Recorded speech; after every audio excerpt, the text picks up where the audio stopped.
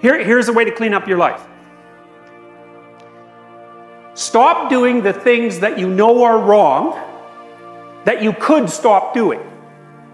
Right? So it's a fairly limited attempt. First of all, we're not going to say that you know what the good is or what the truth is in any ultimate sense. But we will presume that there are things that you're doing that for one reason or another you know are not in your best interests. There's something about them that you just know you should stop. They're kind of self-evident to you. Other things you're going to be doubtful about. You're not going to know which way is up and which way is down.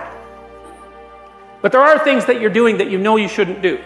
Now, some of those you won't stop doing for whatever reason. You don't have the discipline, or maybe there's a secondary payoff, or you don't believe it's necessary, or it's too much of a sacrifice, or you're angry or resentful or afraid. Who knows? So forget about those for now. But there's another subset that you could stop doing. It might be a little thing. Well, that's fine. Stop doing it and see what happens. And what will happen is your vision will clear a little bit. And then something else will pop up in your field of apprehension that you will also know you should stop doing, and that you could stop doing, because you strengthened yourself a bit by stopping doing the particular stupid thing that you were doing before. That just puts you together a little bit more. And you could do that repeatedly for an indefinite period of time. And you know, that doesn't necessarily mean that you're going to ever be able to formulate a clear and final picture of what constitutes the truth and the good. But it does mean that you'll be able to continually move away from what's untruth and what's bad. And you know, that's not a bad start. Now, Solzhenitsyn, who we'll talk a lot about in the next lecture, Solzhenitsyn was a great Russian writer. He wrote a book called The Gulag Archipelago, which was instrumental in bringing down the Soviet Union. And Solzhenitsyn, like Viktor Frankl, who you'll also read, was very much convinced that the reason the horrors of the Soviet Union and of Nazi Germany and of Mao's China and various other places around the world, he was very convinced that the reason those horrors took place, the death and torture of hundreds of millions of people, was because the individuals that made up those societies were inauthentic in their own use of thought and speech. And so it isn't a following orders theory. It's not that at all. It's a bottom-up pathology theory. It's the reason the whole state is pathological is because the individuals that compose it are pathological, not because they're good in following orders. So I believe that to be the case. I do believe that the catastrophes of the state are a consequence of the amalgamated pathologies of the individuals, especially their willful blindness. And so another thing that you might think about, because most young people do think about this, is what is it that you can do in order to aid the world, let's say, like you might if you were thinking about being an environmentalist. Well, as far as I can tell, the one sure route to aiding the world is to clean up your existential space. First of all, you're not telling anyone else what to do. That's a big plus. And second, well, the more you do that, the more you're going to be able to do things. You know, and so you might think, well, if you're going to clean up the world, you might start by cleaning up your phenomenological space and see how far you get with that. It's a very difficult thing to do, but if you do it, the better you get at it, the more capable you are of handling larger and larger problems. And that's how you should start. You should start with what's right in your grasp and with what you can control. And that enables you to practice. Now, here's an offshoot of this. This is an existential offshoot. So here's a hypothesis. So you imagine the existentialists continually claim, unlike the psychoanalysts, that people are psychopathological, not because, say, of childhood trauma or neurosis or repression or failure to integrate elements of the id into the ego. The existentialists claim that the reason that people are psychopathological is because the conditions of existence are so tragic that it's inevitable that people become psychopathological. Right, and that's, okay, so what's the argument? Well, people are self-conscious, so that's a big problem. So, and because we're self-conscious, we know that we're going to die. We're aware of our temporal limitations. So that's a real catastrophe, because no other animal has that problem. Like elephants look like they've got kind of a dim apprehension of it, but they're not articulate, so they can't really get to the final stage of, assessing their existence in relationship to its finitude. And of course, everyone knows that they're prone to illness of all sorts and aging, and that, so is everyone else they know, and that you can be damaged incomprehensibly by untruth and by falsehood and by betrayal, and also that there's 150 things wrong with you that you're acutely aware of at almost all times. So you fall short of perfection along pretty much any axis of comparison that you wish to generate. And so the existential point of view on that is that all of that's enough to make the default condition of human beings psychopathological. It's like the weight of existence itself is sufficient to make normal pathological.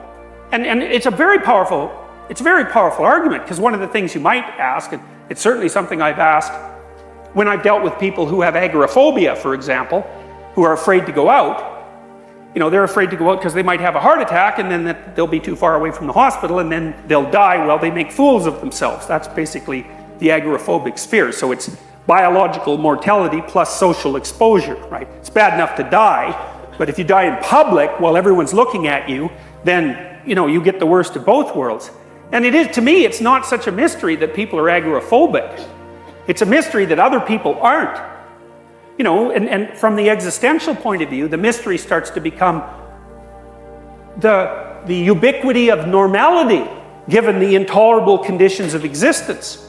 It's a much more powerful viewpoint. And I think it's correct too, because there's no reason to assume that the default condition of mankind is like calm, rational acceptance of fate. It's like you have to have very, very specific conditions that you're in before you're calm and feeling comfortable and sort of hopeful about the future. It's like that's a rare state to achieve.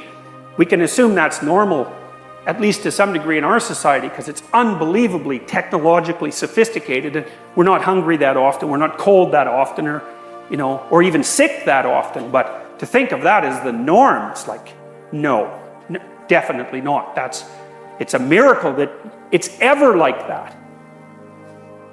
Now, the other claim the existentialists make fundamentally is something like this. Is like, well, if the fundamental conditions of existence are tragic, at minimum, because there's worse, there's evil too, which is different than tragedy.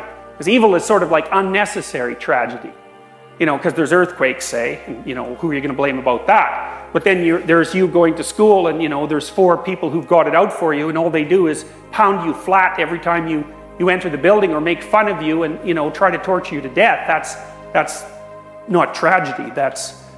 It's not your accidental subjugation to fate. It's some horror show perpetrated on you by people whose only goal is to make sure that there's more suffering in the world rather than less. So you also have to put up with that. But we'll leave that aside for the time being. You're stuck in your pathology because the conditions of existence are intolerable to a self-conscious being. We'll say that. So then you might ask, well, what could you do about that?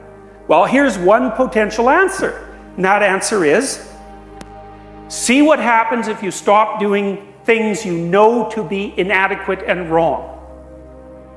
So the hypothesis is every time you engage in an activity like that, you weaken yourself. You put yourself down first, you remove your own self-confidence, but you also fail to take the opportunity to expand your domain of competence. What would life be like if you didn't do that?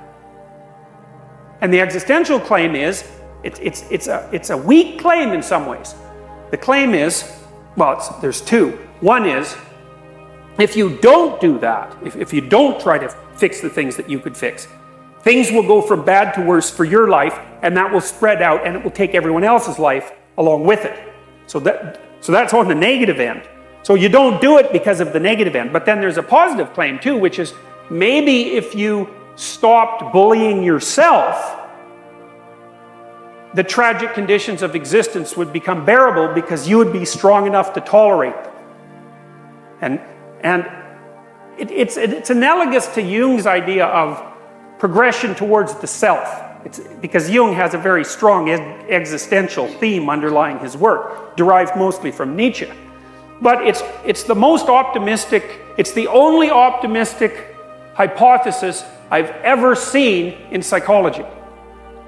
Truly optimistic hypothesis, because there's other hypotheses like the positive illusion hypothesis, which is basically life is so tragic that you have to tell yourself, you know, happy falsehoods just so you don't go insane, and that's what normal people do, which I think is an absolutely appalling philosophy. It's the ultimate in cynicism, that. But still, you know, there's a huge literature on the supposed utility of positive illusions.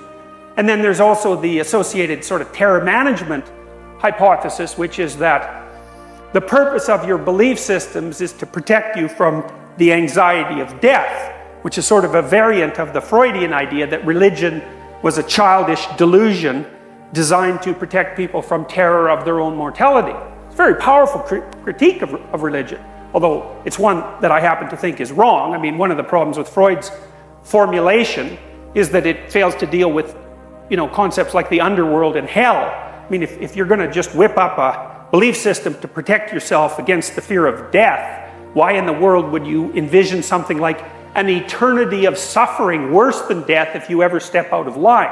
It's very hard to understand how that's a defense mechanism. Now, a cynic would say, well, the only reason that, say, Christians invented hell, even though they didn't, it's a very old idea, is so that they had somewhere convenient to put people who didn't agree with them. But you have to be unbelievably cynical to assume that that's the only reason. And I don't think there's any historical support for the idea that that's the only reason. Now, I'm going to tell you some stories that some of the most famous existentialists in history told. They're ideas and quotations, and the existentialists that I've read are often the most powerful of writers. So Dostoevsky is an existentialist, and Solzhenitsyn is an existentialist, and so is Viktor Frankl, who survived the concentration camps, and Kierkegaard. Very weird collection of people. I mean, their fundamental belief systems were often very much at odds with one another. Some of them are atheists, and some of them are Orthodox Christians, especially, you know, because a lot of the literary existentialists were Russian. So you can come at existentialism from a variety of origin points, but what they have in common is what I kind of outlined, is that the first idea is the essential preconditions of life are sufficiently tragic to render the normative state of humanity pathological. And health and health and wholeness as something very difficult to aspire to or accomplish, and that the road to that health is the reduction of deceit. And so that's a thing that's also very interesting about the existentialists, because they make a very straightforward moral claim, which is that lies make people sick.